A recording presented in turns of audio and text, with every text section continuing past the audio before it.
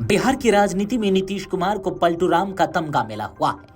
ऐसा इसलिए क्योंकि कभी वो महागठबंधन का दामन थाम लेते हैं तो कभी एनडीए का। फिलहाल वो एनडीए में शामिल है और बिहार में एनडीए की सरकार है। हालांकि बिहार में अब विधानसभा चुनाव आ रहा है। ऐसे में कई बार ये सवाल भी उठता है कि आखिर नीतीश कुमार किसके साथ चुनाव लड़ेंगे।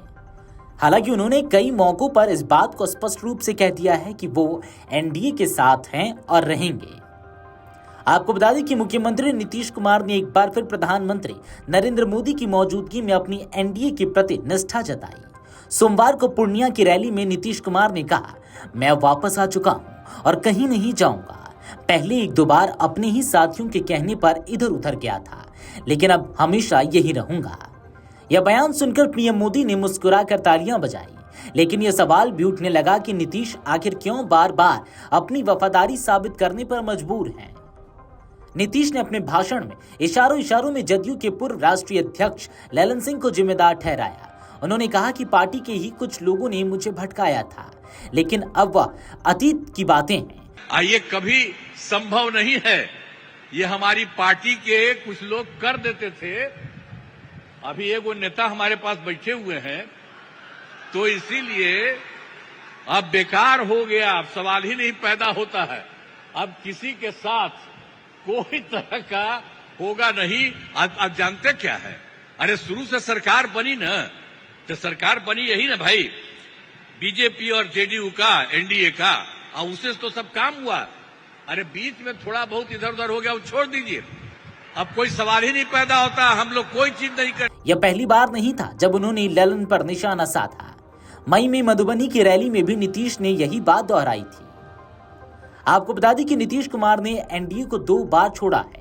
पहली बार 2014 लोकसभा चुनाव से पहले, जब उन्होंने बीजेपी से किनारा किया। दूसरी बार 2022 में, जब उन्होंने बीजेपी पर जदयू तोड़ने की कोशिश का आरोप लगाकर आरजेडी के साथ सरकार बना ली। दूसरी बार एनडीए छोड़ने के बाद उन्होंने विपक्षी गठबंधन इंडिया ब्लॉक की नींव डोलाने में भी अहम भूमिका निभाई। लेकिन 2024 लोकसभा चुनाव से पहले वो अचानक पलटी मारते हुए फिर एनडीए में लौट आए। 2020 विधानसभा चुनाव नीतीश के लिए बड़ा झटका लेकर आया।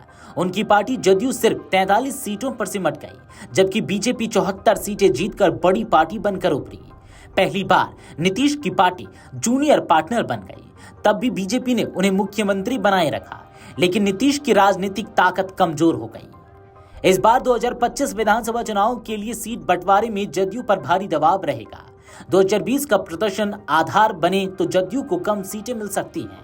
यही वजह है कि नीतीश अपनी अहमियत लगातार जताने की कोशिश कर रहे हैं। 2020 में नीतीश को सबसे बड़ा नुकसान चिराग पासवान ने पहुंचाया था। एलजेपी ने एनडीए से अलग होकर जदयू उम्मीदवारों के खिलाफ प्रत्याशी उतारे और जदयू की सीटें कम हो गईं।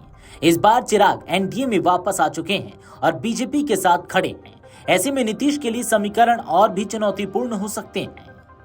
पिछले कुछ महीनों में नीतीश कुमार की सेहत को लेकर भी तरह तरह की चर्चाएं हुई। विपक्षी नेता बार बार उनकी नेतृत्व की क्षमता पर सवाल उठा रहे हैं। हालांकि अभी भी वे राज्य की राजनीति में केंद्र में हैं और सत्ता का संतुलन साधे हुए हैं। नीतीश की सबसे बड़ी राजनीतिक पूंजी उनका महिला वोट बैंक और अत्यंत पिछड़ा वर्ग ईबीसी आधार है। हाल ही में हुए जातीय सर्वेक्षण रिपोर्ट में सामने आया कि ईबीसी सबसे बड़ा समूह है। नीतीश बार बार इस वोट बैंक को अपने पक्ष में रखने की कोशिश कर रहे हैं। यही उनकी असली राजनीतिक ताकत है, जिससे एनडीए भी उन्हें नजरअंदाज नहीं कर सकता। Video desk amarujala.com। अगर आप ये वीडियो YouTube पर देख रहे हैं तो हमारे चैनल को सब्सक्राइब कर बेल आइकन दबाएं और Facebook पर देख रहे हैं तो हमारे पेज को लाइक करें।